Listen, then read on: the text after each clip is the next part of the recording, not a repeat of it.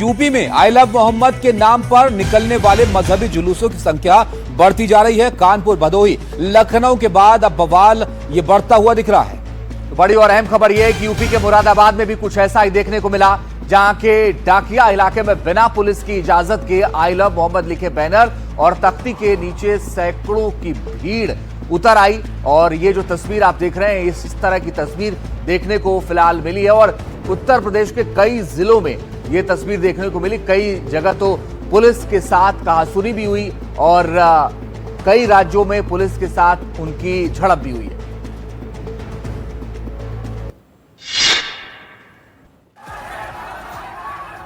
देश भर में आई लव मोहम्मद पर शुरू हुआ बवाल थमने का नाम नहीं ले रहा।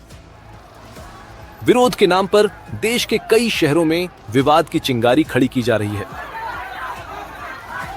कुछ ऐसी ही तस्वीर यूपी के मुरादाबाद में देखने को मिली। मुरादाबाद के डाकिया इलाके में अचानक आई लव मोहम्मद लिखे बैनर और तख्ती लेकर हजारों की भीड़ सड़क पर उतर गई।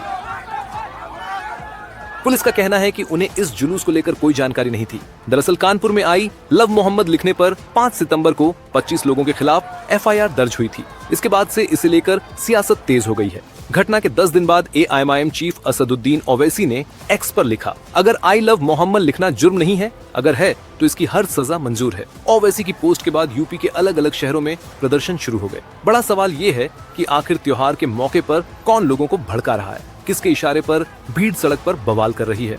Bureau report, NDTV India. और आइए खबरों में आगे बढ़ते हैं। यूपी में अब जाति आधारित सभा, रैली, कार्यक्रम नहीं हो सकेंगे। सरल शब्दों में इसका मतलब यह हुआ कि अब यूपी में ब्राह्मण सभा, यादव रैली या गुर्जर पंचायत करने की इजाजत नहीं होगी। दरअसल इलाहाबाद हाईकोर्ट के फैसले के बाद यूपी की योगी सरकार ने फरमान जारी किया है और इसका असर क्या होगा और विपक्ष को इस पर क्या आपत्ति है, आपको इस रिपोर्ट में दिखाते हैं। यूपी की योगी सरकार ने जाति आधारित रैलियों और कार्यक्रमों पर पाबंदी लगा दी है।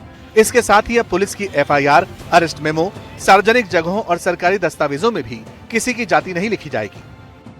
इलाहाबाद हाईकोर्ट के फैसले के बाद यूपी के मुख्य सचिव दीपक कुमार ने शासन की तरफ से ये आदेश जारी किया है, जिसमें कहा गया है कि समाज में व्याप्त जातिगत प्रवृत्तियों के उन्मूलन के लिए पुलिस अभिलेखों और सार्वजनिक संकेतों में जाति आधारित प्रदर्शन रोके जाएं और जातीय प्रदर्शनों द्वारा जातीय संघर्ष प्रेरित करने वाले तत्वों के विरुद्ध कार्रवाई की जाए। इस सरकारी निर्देश का मतलब ये हुआ कि सोशल मीडिया और इंटरनेट पर भी जाति का महिमा मंडन या नफरत फैलाने वाले कंटेंट के खिलाफ आईटी एक्ट के तहत कार्रवाई की जाएगी। इसी तरह राष्ट्रीय अपराध रिकॉर्ड ब्यूरो के crime criminal tracking network and system में जाति वाले कॉलम को खाली छोड़ा जाएगा। जाहिर है इस मामले के राजनीतिक रुझान अभी और तेज आएंगे। वैसे SC/ST एक्ट जैसे मामलों में जाति का उल्लेख जरूरी होने के कारण इस आदेश से उसमें छूट रहेगी। साहस और भरोसा अदानी ग्रुप की पहचान है। हिंडनबर्ग केस में लगे आरोपों पर सेबी से क्लीन चिट मिलने के बाद अदानी ग्रुप के चेयरमैन गौतम अदानी ने यह बात कही।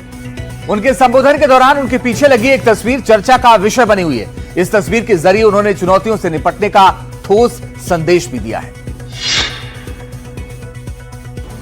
हिंडनबर्ग मामले में सेबी से क्लीन चिट मिलने के बाद अदानी ग्रुप के चेयरमैन गौतम अदानी जब अपने साथियों का शुक्रिया अदा कर रहे थे, तो एक तस्वीर लोगों को बार बार अपनी ओर खींच रही थी।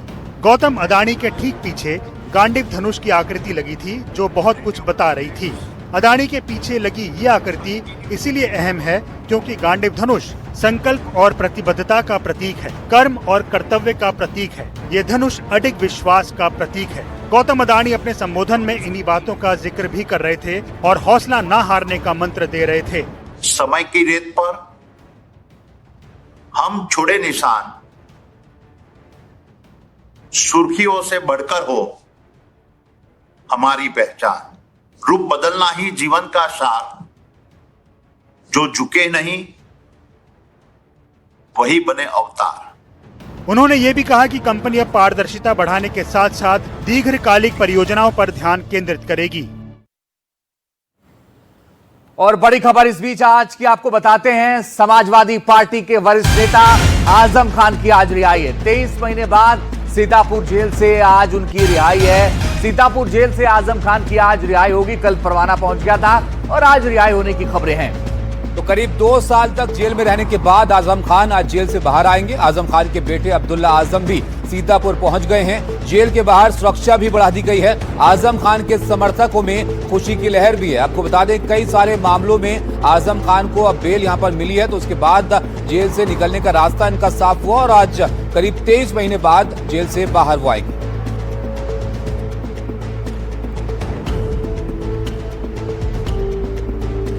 रणवीर हमारे साथ हैं। रणवीर, 23 महीने बाद सीतापुर जेल से आजम खान बाहर आ रहे हैं, जरा बताइए किस तरह के मामले थे और इतना वक्त क्यों लगा इनको बाहर आने में?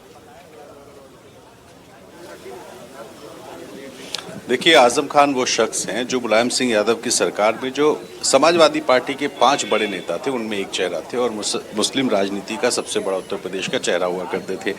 लेकिन 2019 से अब तक उनके खिलाफ 104 मुकदमे दर्ज हुए और ये जो मुकदमे एक के बाद एक दर्ज होते गए, उसके बाद वो केसेस लड़ते रहे, जमानत पाते रहे और दूसरे मुकदमे चढ़ते रहे और इस वजह से लंबे समय बाद 2022 में उनकी जब रिहाई हुई थी उसके बाद से फिर दोबारा जेल चले गए और जेल जाने के बाद अब 23 महीने बाद उनकी रिहाई हो रही है। तो कुल जो ये जो मुकदमे हैं, अब इस सारे मुकदमों में जमानत हो गई है। लेकिन अभी भी हुआ क्या कि जिस दिन उनको जमानत मिली उस दिन आजम खान के खिलाफ जो पहले से शत्रु संपत्ति का एक मामला चल रहा था उसमें सप्लीमेंट्री चार्जेस लग गए। हालांकि उस मामले में अभी हियरिंग बाद में होगी, इसलिए फिलहाल जमानत मिल जाएगी। और अब ज़रा तस्वीर देखिए, मैं ज़िला कारागार सीतापुर में हूँ, यानी कि डिस्ट्रिक्ट जेल, और यहीं डिस्ट्रिक्ट जेल में आजम खान बंद हैं 23 महीने से। 1 साल 11 महीने 4 दिन ये अवधि है जब से वो जेल में बंद हैं। और यहाँ जैसे ही खबर लगी कि आजम जेल से बाहर आने वाले हैं, आप ज़रा तस्वीरें देखिए जेल के आसपास कि तमाम सारे यहाँ जो मीडिया कर्मी भी हैं, कुछ समर्थक भी हैं और कुछ समर्थक ये जो फ्लाईओवर है इसके आगे वहाँ रुके हुए हैं कि जब आजम खान निकलेंगे तो वो उनका स्वागत करेंगे और स्वागत करने के बाद यहाँ से रामपुर तक जगह जगह उनको रोक रोक के जो समाजवादी पार्टी के जो समर्थक हैं वो उनका स्वागत करेंगे। लेकिन इस बीच में एक सवाल ये है कि क्या आजम खान नाराज़ हैं अखिलेश यादव से?